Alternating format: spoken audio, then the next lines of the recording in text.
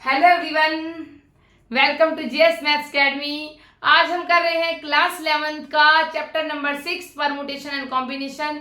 ये chapter most important है, competitive test में भी आ जाते हैं इससे रिलेटेड क्वेश्चन, और ये चैप्टर कई बार बच्चों को टफ लग रहा होता है। आज मैं इसका बेसिक से बताऊंगी। चलो स्टार्ट करते हैं। देखो, सबसे पहले इसके नेम है परमुटेशन एंड कॉम्बिनेशन। तो सबसे पहले हम समझेंगे कि परमुटेशन होता क्या है, फिर समझेंगे कॉम्बिनेशन क्या होता है, फिर इसकी डेफिनेशन समझाऊंगी। देखो, सबसे पहले देखो, मान लो मैंने 3 नंबर्स ले लिए, 1 2 3, कोई नंबर ले लिए। अब मैं इस नंबर को कैसे लिख सकती हूँ बेटा? 1 2 3, इसको लिख सकते हैं 1 3 2। अब जैसे मान लो इसको और बताओ, इसको कैसे लिख सकते हैं? 2 3 1 लिख सकते हैं, 2 1 3 लिख सकते हैं, और कैसे लिख सकते हैं? 3 2 1 लिख सकते हैं, 3 1 2 लिख सकते हैं। समझ में आया कि हमने इस जो नंबर है, ये जो डिजिट नंबर है, इसको हम कितने वेज में लिख सकते हैं? 6 वेज में लिख सकते हैं। कैसे लिख सकते हैं वो मतलब नहीं है परमुटेशन का, लेकिन क्या कर सकते हैं हम उसको कितने वेज में लिख सकते हैं, तो ये आ गया हमारे पास परमुटेशन। इट मींस परमुटेशन को अगर हम एक इंग्लिश के वर्ड्स में लेके आए तो क्या आएगा? परमुटेशन मींस पॉसिबिलिटी, कि कितनी उसकी पॉसिबिलिटीज आएंगी। समझ में आया कि उसके कितने वेज आ सकते हैं, नंबर ऑफ वेज कितने हैं, कि हम उसको कितने वेज में लिख सकते हैं। क्लियर हुआ? अब देखो, इसका और एग्जांपल लेते हैं, 2-3 एग्जांपल लेंगे तो क्लियर समझ में आ जाएगा। जैसे ये समझ में आया। अब देखो, एक और एग्जांपल लेते हैं। देखो, अटैची लेते हैं हम, उसमें लॉक लगा होता है। जैसे मान लो ऐसे होता है ना, अब उसमें कई बार वो 0 0 लगा के देते हैं। हमारी मर्जी, हम इसमें कोई भी नंबर सेट करें, लेकिन कहां से कहां तक नंबर सेट करते हैं? हम 0 से 9 तक करते हैं। ठीक है, तो 0 से 9 तक करें तो नंबर कौन कौन से आ गए? जैसे हम इसमें 0 0 0 भी कर सकते हैं, इसमें बहुत सारे नंबर्स आ सकते हैं। ठीक है, इसमें मैं अभी फॉर्मूला नहीं बता रही, मैं एग्जैक्ट सिर्फ मीनिंग समझा रही कि परमुटेशन होता क्या है, जिससे आप कोई भी एक्स्ट्रा क्वेश्चन भी आसानी से कवर अप कर पाएंगे। जैसे 0 0 0, 1 1 1, 2 2 2, बहुत सारी पॉसिबिलिटीज है। तो ये सारा इसमें किस में आ जाएगा? हमारे पास परमुटेशन में आएगा। एक और एग्जाम्पल लेके बताती हूँ, फिर मैं कॉम्बिनेशन बताऊंगी। देखो, परमुटेशन का एक और एग्जाम्पल लो, आपके पास 3 शर्ट है, S1 S2 और S3, और 2 पैंट है, P1 और P2। P1 और P2 2 पैंट है। अब वो पहली शर्ट के साथ हो सकता है वो P1 पैंट डाल ले, हो सकता है कि वो P2 पैंट डाल ले। क्लियर हुआ? अब दूसरी शर्ट के साथ हो सकता है वो P1 पैंट डाल ले और P2 पैंट डाल ले, और तीसरी शर्ट के साथ हो सकता है कि वो P1 पैंट डाल ले और P2 पैंट डाल ले। क्लियर हुआ? तो इसके पास कितनी पॉसिबिलिटीज आई बेटा? हो सकता है कि वो S1 P1, एक शर्ट P1 कर ले, S2 P2, S1 P1, S2 P2 P1 और S2 P2, S3 P1 डाल ले और S3 P2 डाल ले। तो उसके पास कितनी पॉसिबिलिटीज आई? 1 2 3 4 5 6। क्लियर हुआ? 6 आई। और इसको हम कैसे लिख सकते हैं? जैसे मान लो 3 शर्ट्स हैं उसके पास, S1 S2 S3, और 2 पॉसिबिलिटीज के साथ वो कनेक्शन करेगा पैंट के साथ, तो ये 3 × 2।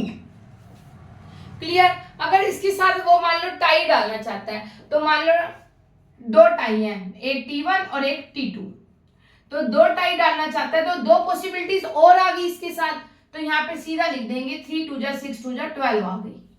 क्लियर हुआ कि कैसे आया? कि अगर हम इतने सारे को नहीं निकाल पा रहे तो हम सीधा डायरेक्ट यहां से निकाल देंगे कि उसकी कितनी पॉसिबिलिटीज आ रही हैं। मल्टीप्लिकेशन का परमुटेशन की डेफिनेशन लिख देती हूँ, फिर समझते हैं। देखो, परमुटेशन की डेफिनेशन क्या कहती है कि परमुटेशन क्या है? एक अरेंजमेंट है, मींस एक पॉसिबिलिटीज है, एक डेफिनेट ऑर्डर में हमें बताना है of a number of objects taken some और ऑल एट टाइम। देखो, इस डेफिनेशन में जो मेन पॉइंट है वो ये है कि इसको हम डेफिनेट ऑर्डर में लिख सकते हैं। अब मैं कॉम्बिनेशन पे जाऊंगी। देखो कैसे, पहले देखो, मान लो मैं एक नंबर सेट कर दिया 1 2 3, तो इसका नंबर सेट हो गया यहाँ पे 1 2 3, और ये आ गया 3 2 1। तो एक नंबर सेट हो गया 3 2 1, तो एक डेफिनेट ऑर्डर में हो गया। और कितने आए वो बता दिया हमने परमुटेशन में। कॉम्बिनेशन का अगर मीनिंग देखें तो हम कहते हैं ना इसका कॉम्बिनेशन किसके साथ बैठता है, इसका क्या कॉम्बिनेशन है, मीन्स सिलेक्शन। अगर मैं इसको कॉम्बिनेशन के हिसाब से देखूं तो कॉम्बिनेशन का मीनिंग बनेगा हमारे पास सिलेक्शन। अब देखो सिलेक्शन देखो कैसे, इसको एक छोटे सा एग्जांपल से समझते हैं जो हम डेली यूज में यूज करते हैं। जैसे मान लो कि आप पिज्जा पिज्जा पिज्जा खाते ना, हाँ पिज्जा खाते, तो पिज्जा की मान लो स्लाइस देख लो आप, सपोज करो ये स्लाइस, इस स्लाइस में ये कॉम्बिनेशन का एग्जांपल बता दी। मान लो इस स्लाइस में हमने 3 वो डालता है, वो मान लो वो पहले क्या डालता है, अनियन डाला, टोमेटो डाल लिया, कुछ भी डाल लो जो आपका मन करे, और साथ में उसने कैप्सिकम डाल दी, ठीक है। तो ये इसका 3 कॉम्बिनेशन बना के उसने एक पिज्जा बना दिया। क्लियर, समझ में आई? ऑनियन डाल दे, टमाटर डाल दे, कैप्सिकम डाल दी। अब हो सकता है कि वो बेटा पहले कैप्सिकम डाल दे, ऑनियन डाल दे, टमाटो डाल दे, उससे नहीं मतलब, कोई ऐसा डेफिनेट ऑर्डर नहीं चाहिए उसको, बस ये है कि उसने ये तीनों चीजों का मिला के कॉम्बिनेशन बनाना है। क्लियर हुआ कि इन तीनों चीजों को मिलाकर उसने एक कॉम्बिनेशन बनाना है, एक ऑर्डर वे में लेना है। क्लियर हो गया? परमुटेशन और कॉम्बिनेशन क्या है कि जैसे एक डेफिनेट ऑर्डर में चल रहा है, कितनी उसकी पॉसिबिलिटीज आई, और कॉम्बिनेशन कि उसका क्या ऑर्डर बन रहा है, क्या कॉम्बिनेशन बन रहा है, क्या हम सिलेक्ट कर सकते हैं, कोई आगे पीछे ऑर्डर का कोई मतलब नहीं, उसके अंदर क्या क्या कॉम्बिनेशन बैठ सकता है। अब इसको एक डेफिनेशन से समझाऊंगी, जो बुक में डेफिनेशन है। स्टार्ट करते हैं फंडामेंटल थ्योरम। इसको अभी मैं एक डेफिनेशन से समझाऊंगी जो बुक में है, फंडामेंटल प्रिंसिपल ऑफ काउंटिंग। उसमें मल्टीप्लिकेशन और एडिशन दोनों के केस में आएगा। देखो बुक में ना इसकी स्टार्टिंग है फंडामेंटल प्रिंसिपल ऑफ काउंटिंग। देखो इसके 2 वे होते हैं, एक होता है मल्टीप्लिकेशन, एक होता है एडिशन। क्लियर हुआ? अब देखो एडिशन और मल्टीप्लिकेशन में क्या है, एडिशन में कौन सी कंडीशन है, और की कंडीशन है, और मल्टीप्लिकेशन में किसकी कंडीशन है, एंड की कंडीशन है। अब मैं इसकी डेफिनेशन भी लिख दूंगी, बट डेफिनेशन लिखने वो लर्न नहीं करनी, आपको समझ में आना चाहिए। देखो एंड में क्या कंडीशन है, जैसे मैंने अभी आपको एक छोटा सा एग्जांपल दिया था, 3 शर्ट्स ली थी मैंने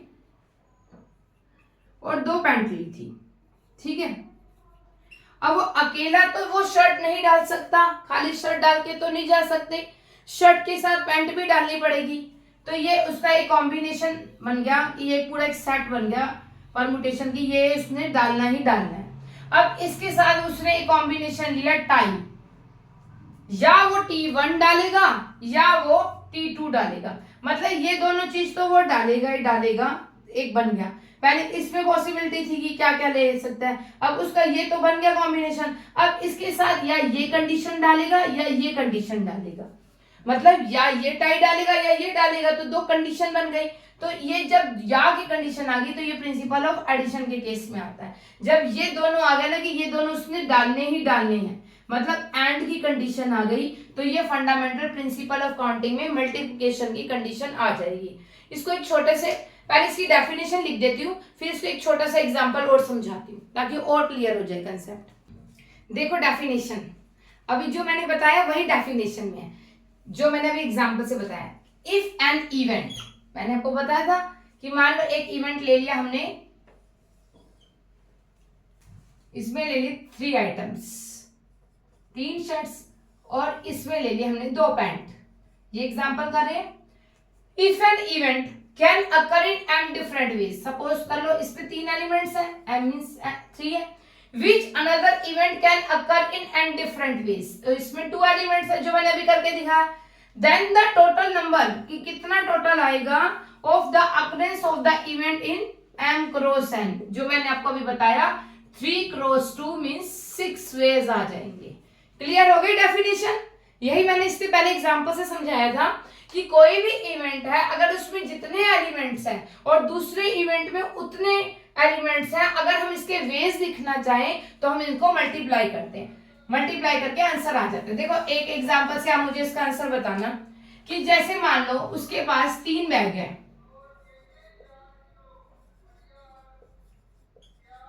पास 3 बैग है, 2 टिफिन्स हैं और 2 वाटर बॉटल्स हैं।